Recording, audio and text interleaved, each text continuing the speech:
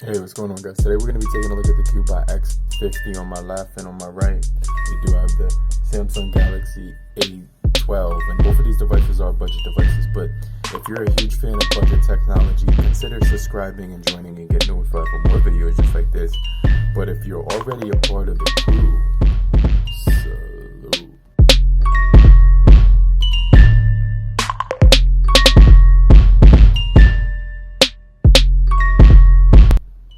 So both of these devices are under $200, and you can get these at a really good value price point, and they're both budget devices, so they're going to offer you some pretty decent specs and cameras in every single department without breaking your entire bank and everything like that in your budget. So let's just jump right into the quick comparison of the CUBOT X50 versus the Samsung Galaxy A12, and you can see that we do have a really nice camera configuration. The modules look extremely good, and both of these devices do have a really nice solid device, right? So let's just jump into solid design when it comes to the device. So you can see right here on the right we do have this, I would describe this as like a vinyl finish. Like when you touch a record, that's kind of how it feels. And then you get this matte finish down below, which is more of a smooth texture. So if you have sweaty hands, I just oiled my hands and put that in my hair so that my hair wouldn't be dry, but that's actually sticking onto my hands and the phone. So just keep in mind that if you have like oily hands, you know what I'm talking about, it will show up on the phone eventually. So I just kind of want to throw that out there on both of these devices, but they are like a matte finish, so they're gonna not attract as much fingerprints as a glossy finish. And then when you turn these to the side, you're gonna notice that we both do have this is the power button on this guy, then the volume rockers on the other side, but we do have the fingerprint sensor right there. This thing is the volume rocker, and then we do have a fingerprint and power button on this guy, right? So this is the volume rockers. Like I said before, we do have the SIM tray slots on the left-hand side of both devices. When it comes to the bottom, we don't have a headphone jack on the X50 at all, but we do get the 3.5mm headphone jack, microphones, Type-C, and speakers. And then at the top, there's no microphone on the CUBOT X50, so they left that out on the top of there, so I just kind of want to throw that out there as well. But both of these devices do have a really nice solid design overall. When you look at them, they're going to be made of like a plastic finish all around it, but really good designs as far as the displays go. They're going to be pretty good too. Now you're going to notice that the CUBOT X50 is going to be a lot more brighter because it's got a full HD plus display, and on the A12 we get that 720 plus display. So I just kind of want to let you know that it'll get a lot brighter on the CUBOT X50. And with the CUBOT X50 we get 6.67 inch display, which is going to be enormous, right? It's going to be really enormous. Let's do Facebook, 1 2 3. And when it comes to both of these devices, you're going to notice that, right, let me just turn off dark mode so you could see that a little bit better, right? So I'm going to turn off dark mode, and they look extremely good, right? So let me just see right here. This is a quick scrolling of how both of these devices would look when you're doing like a video. So this is a perfect example of how it would look when you're doing video, because we do get 19:9 aspect ratio on the Samsung, which is pretty cool. But on the CUBOT we actually get that 20:9, I'm talking about aspect ratio on there. So they do give you the 20:9 aspect ratio on the CUBOT, but the 19:9 aspect ratio is going to be on the Samsung. So I just kind of want to throw that out there and let you guys know that. But 87% is screen to body ratio on the CUBOT, and 3% on the Samsung. So when it comes to the battery, that's where the Samsung wins. We have a 4,500 milliamp hour battery inside of the CUBOT X50, but we do have a 5,000 milliamp hour battery inside of the A30, so it will last just slightly longer on the A12. I keep saying the wrong name of the devices, but this is the Samsung Galaxy A12, and it will have a better battery life than the CUBOT X50. Now, as far as the cameras go, we're getting a 64 megapixel Samsung camera on the CUBOT X50 with the 64 megapixel, the 16 megapixel wide angle, and a 5 megapixel for macro. And we are getting a 48 megapixel, 5 megapixel for wide angle, 2 megapixel for portrait, and 2 megapixel for telephoto on the Samsung, which is kind of crazy. So let's just do a quick snap with both cameras and see which one takes like a quicker and better photo when you just point and shoot, right? I'm gonna do this one sideways, and I'm gonna just point and shoot right here with the CUBOT, and then I'm gonna do the same thing with the A12. Right, so let's just see which one takes a better, you know what I mean, photo when it comes to comparing these side by side. And you can see the colors are more warm on the CUBOT, and you can see that, you know, they're more cool on the A12. But they managed to take a really good shot of this guy. There's more blur around his face, it looks like, on the A12, but it just looks really good there. And same thing with the CUBOT. It's really clear on his face. There's no blur. The blur is kind of near the gun on this guy. But the A12 still did a really good job with detail. Shadows look good. Color looks good.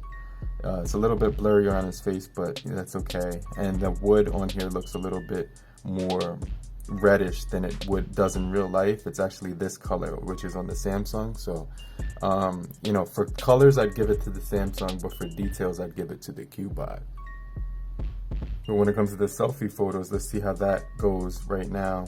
And we're gonna take a quick photo of my face and just see which one takes a better snapshot of my face real quick. And it looks like my skin is browner on the CUBOT, and on the A30 it's actually lighter. So you get a wide angle on the A30, and you get a close-up perspective, but with the CUBOT you could actually zoom in, I think, on here.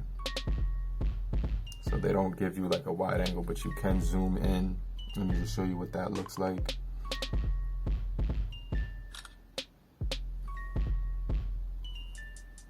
All right, so when it comes to the pictures on the front, you can see my skin just looks has more color to it. I kind of prefer that look versus the pale look, but the detail on the A30, the A12 looks really good. I actually prefer the detail on the A12, but I like the colors on the CUBOT. So, you know, the give or take, they both took really good photos. So I just kind of want to throw that out there, but both of these devices will be pretty decent in the camera department. But like I said, for the displays, we're getting a 6.67 inch on the CUBOT. We do get those fingerprint sensors on the sides of both, right? So let's just test those out. And they're pretty accurate most of the time. They're going to be pretty accurate. You can see the CUBOT, you know, you have to wait a second or something like that. The A30, the A12, I keep saying A30 is pretty nice, but the A12 is really good, and so is the CUBOT X50 when it comes to the fingerprint. And we do get facial recognition on both of these devices, so let me just show you how that works.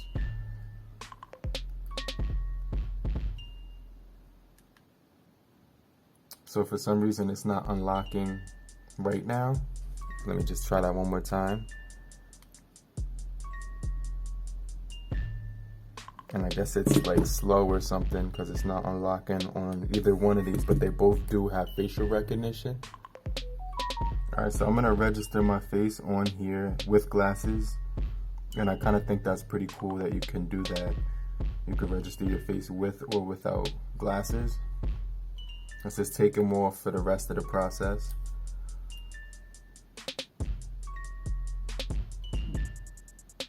And it's kind of thorough, it's kind of detailed. It says stay unlocked to swipe, so you could turn that off. And let's just go ahead and try out the facial recognition right now. Alright, so that works pretty quick. And let's try the CUBOT X50, and that works really quick as well. So both of these do have really good facial unlock as well as fingerprint sensor. So I could definitely see that the CUBOT X50 is whiter. It has a whiter screen, which is more white.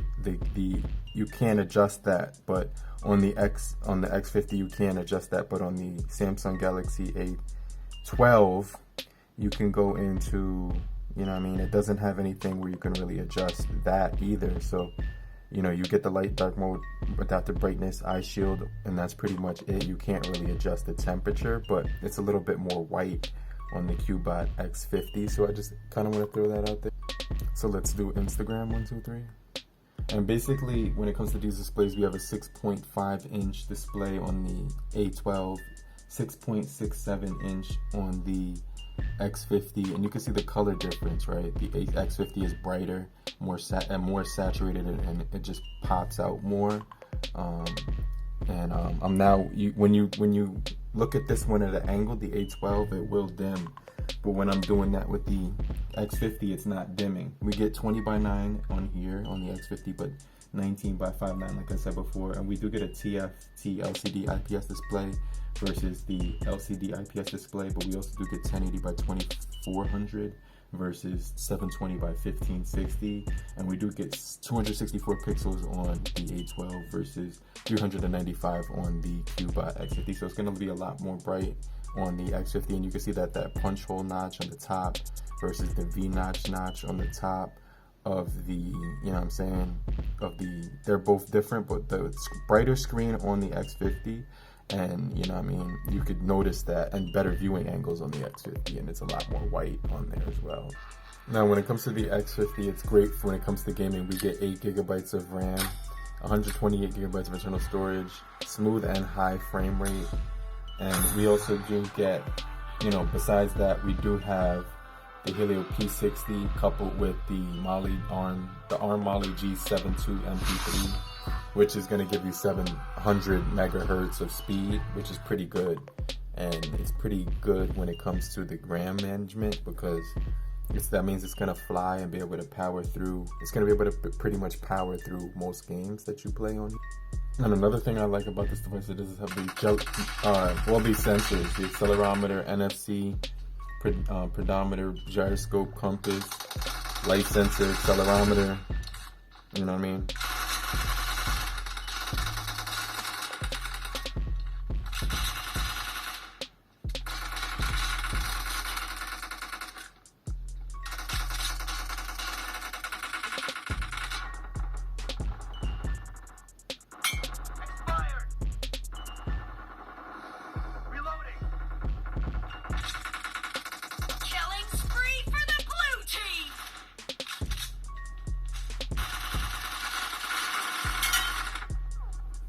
So really good gameplay on this device. I extremely appreciate the graphic speed as well as the performance on this guy. With the 8 GB, it just doesn't slow down, or it doesn't even heat up or anything like that. So I really do appreciate the performance on this thing.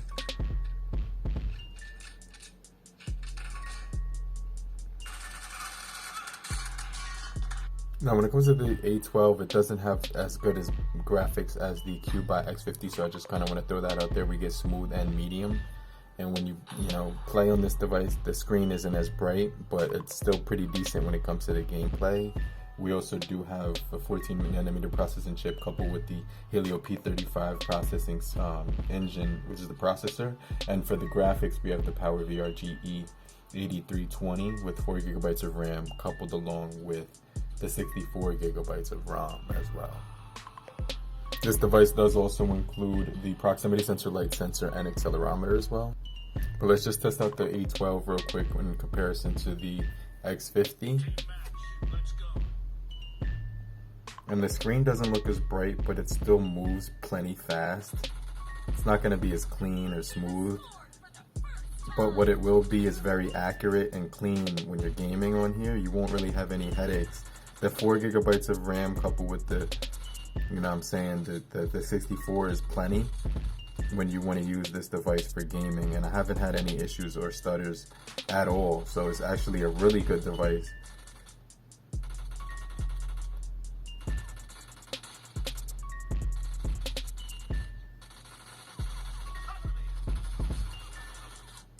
So I definitely like this device for gaming. The only thing I could say is that the screen does dim at certain angles, but it's plenty enough. You could definitely game on here. When you're trying to game on here, you could definitely game on here. You could definitely